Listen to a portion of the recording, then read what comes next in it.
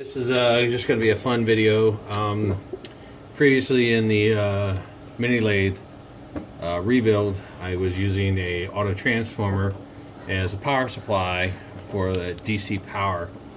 And so what I just want to do here is just kind of explain to maybe some people who are not familiar with this device what it is. It's a transformer, and it has a dial on the top. I mean, it does what you expect. The higher the you crank it up, there's a value on the top here.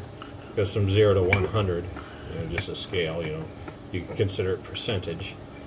And what that does is control a brush, a carbon brush, and the transformer is wound in a toroid, and the top of the coils are cleared of shellac, so the carbon brush goes. And then wherever the tap is, this would be one side of the transformer, and this is the other side of the transformer. And what in effect that it does is it lets you vary your voltage, your AC voltage, kind of like a dimmer, except for a dimmer would be maybe only 600 watts, where this is 10 amp, and you can use it for various things. I think they use it in stage lighting and stuff like that. They make much bigger ones of these too. This big, really big ones. This was a gift from my father. I told him, Dad, I need a transformer. Honestly, I don't give him enough credit. He's really got me into spending time in the shop, encouraged me with electronics and mechanics and many things. He still works in his shop, and he's always working on stuff. And he's got a lot better collection than I do. But whenever there's some kind of weird, strange part that I don't know where to get, Dad would definitely have it. So, anyways, I'll go ahead and just go through a demonstration real quick and just kind of show you how this works. I'm going to go ahead and turn it down to 0. I've got the voltmeter here, and it's set up for voltage. It's auto ranging for AC volts. And then this specific voltmeter seems to drift when there's nothing on it. As you can see, it's showing 0.02 volts AC. I don't know where it's coming from that. Before it's even plugged in, let's just go ahead and put the voltmeter on there and see if it zeroes out. Okay, 0.002 volts. Okay, nothing. All right, we'll go ahead and plug it in. Let's see what happens here. I did notice my lights flickering when I plugged it in. And at the lowest setting, it's showing 0.5 volts. Now this is AC volts. And I'm going to show you all the other parts as well, but I'm just going to start with the AC. So this is 0 to 120 volts because I'm plugging it into a wall socket. Some of these will actually double. So if you use the winding right to get the schematic, you can put the power only half the transformer, and then it starts to double. So you can go from, even with 110, you can create 220 volts AC. But I just got it wound standard from 0 to 110 volts, 120 US standard. Okay, so we'll crank this up. We'll crank it up to 20%. And there at 20%, it's showing 25 volts AC. And then, you can adjust that down on the fly. And I think I mentioned this, I don't know, this is a 10 amp auto transformer, so it can provide 10 amps constant. So, like for instance, if you had a room heater or something that didn't exceed 10 amps and you wanted to slow it down, this could control, a load, like an electric heat coil load. Stuff that you couldn't do with, say, like a light dimmer. Okay, so then if we crank this up to, say, 50%, it's going to show 61-ish volts, given, and then we'll crank it up all the way to 100%, and it's showing 123 volts AC. That's just what the meter shows. I don't know specifically how it's wind. It may be going over a little bit. I've seen actually some of these, instead of going to 100, they go to 120. So the scale is just, I guess, whoever designed the thing the scale. So anyway, so that's the AC part of it. And then the next step is I talk about a full wave bridge, and I'll bring that in and kind of talk to you about that. This is a full wave bridge. It has 4 diodes, and what it does, it will turn AC voltage. It'll take AC voltage and turn it into DC voltage. I believe this is a 25 amp. This is a GBPC25005.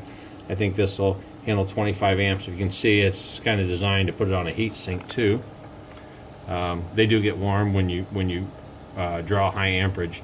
So this far exceeds the output of this transformer. As you can see, I have a safety fuse at 15 amps. Maybe 10 would be better. Sometimes a 15, whatever, you get right up there around 10 and you have a spike, the transformer can hold it. The real problem is if you over amperage these, what happens is where the commutator connects, it'll actually start to arc and it can damage the top of the coil. But at 15 amps, enough time to blow this fuse, it would not cause any damage. So I do have it protected, just so I don't burn it up.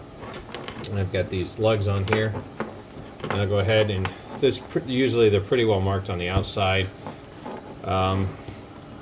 This is a positive lug where you pull the positive off the DC. This is AC in, and then generally, like in a star pattern or cross pattern, this is negative, positive, and this is AC in. I won't go into explaining the difference between AC and DC. If you guys want me to do a video segment on that, I will. I'll just say AC is typically the stuff that comes out of your wall, and DC is typically what you would get out of a battery. They're different. They're both electricity. They're just kind of different. So I'm going to go ahead and turn the auto transformer down to 0. And I'll take these. Remember, this is AC in. So I'm going to go with this slug and this slug here, AC in. Plug those in there. And just so I'm not messing around, if you give me a second, let me get some wire ties, wire alligator clips.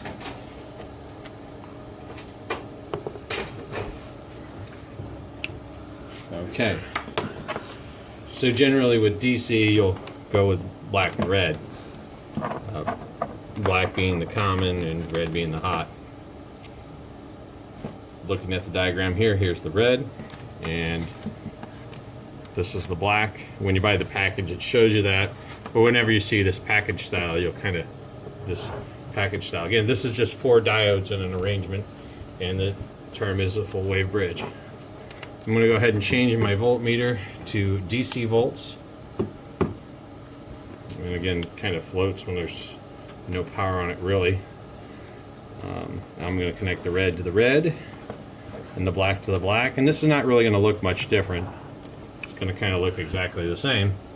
So now instead of alternating current, we have direct current, and it will work in kind of the same manner as you crank up the auto transformer. AC voltage in, the full wave bridge converts this to DC, and then I got my voltmeter on DC, and as I crank it up, the voltage goes up. And again, this is auto ranging, so if you see the overload, that's just the auto ranging going on. This doesn't produce a perfect DC current. Typically, with AC, you'll get again, I don't want to go too much into theory, you go above and below 0 in 60 cycles.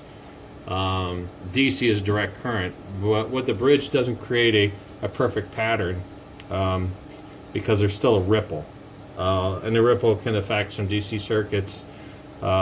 It could actually blow them up. You can fry some stuff with this ripple. And so, as you might have seen in the earlier videos, I use a capacitor. This just happens to be one. I actually picked this up at the place I'd mentioned, Gateway Electronics in St. Louis, Missouri. They have all kinds of stuff like this. This is a 2700 microfarad 50 volt DC, max surge volt 75 volt DC. In the application, I was only using 25 volts. So the capacitor acts like just think of it kind of like a battery, but it's just really quick acting. It doesn't take a whole lot of current, but when you put this in to rectified rectified DC voltage, it kind of charges up, and then instead of like a ripple, maybe we could draw it better. Instead of getting like a ripple curve, you'll get kind of a more solid curve on your power. It'll protect your electronics and so forth. The capacitor does hold a charge, so what you see on the voltmeter side is you'll see a higher voltage overall. So I'm going to go ahead and plug these into the red into the positive. Now look, I'm color coordinated. Whoops. Okay, well, don't do that. Hey, we finally got smoke here. Alright, I'm going to have to figure out what I did wrong here. But I obviously blew my fuse. Alright, hold on. Let me see what I did wrong here. I don't know that I did anything wrong. I took the negative and put it on the negative. And the AC's plugged in. Oh, I think I know what the problem is, guys. I didn't turn my auto transformer down. It's at 80 volts. And that exceeds the capacitor. So, I think I just blew my fuse. Let's go ahead and crank this back down. So, when you're messing with creating your own power systems, you have smoke and fire and sparks, and you see me comment about it often. But I told you on the front end that the fuse would protect the auto transformer. Now we can check and see if I'm was telling the truth or just goofing. Alright, so I'm going to go ahead and unplug it. I'm going to go ahead and pull the 15 amp fuse. This is the one I blew. This is a new one. I got extras of these. I wonder why. Maybe I do this often. Okay. Alright. Auto transformer's down to 0. Plug it in. Okay, was I doing something wrong here? I don't think so. I got the AC on the correct lugs. I had the auto transformer too high. I do believe this is only a 50 volt bridge too. I actually have some more, and let me grab that and just verify. Okay, just to verify, these are the bridges, and you can see where I purchased them at Radio Shack. I was in a hurry. I needed it right now, so I went down to the local Radio Shack and picked these up. They are in fact 50 volts. So I'm guessing what my problem was is that I was at 80, which was probably 100 volts, and maybe that's what zapped it. I don't know if I've zapped the full wave bridge. I was trying to make this really short video, but since we've got here, and we already caused a fire, and I don't want to blow any more fuses, let's check and see if I zap this sucker real quick. So I'll just put this on the ohm scale. Alright, and I was having problems with this earlier. Okay, so I'll just go from lug to lug.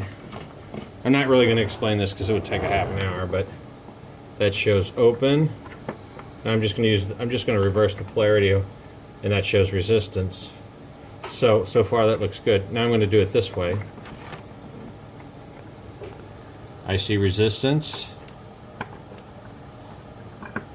and I'm going to flip it 180. Again, I'm not going to go through the theory, but I'm just testing this real quick. Open, which is okay, so that shows me that 2 of these diodes are good. So now I'm going to rotate it 90 degrees and do the same thing again. In each succession, I should either get an open or a resistance. And that was, what was that? Let me see, I forgot what that was. That was open. Now if I get open all the way around, there's a blown bridge. Resistance, okay, that looks okay. I can't hardly believe this thing's still working. Open.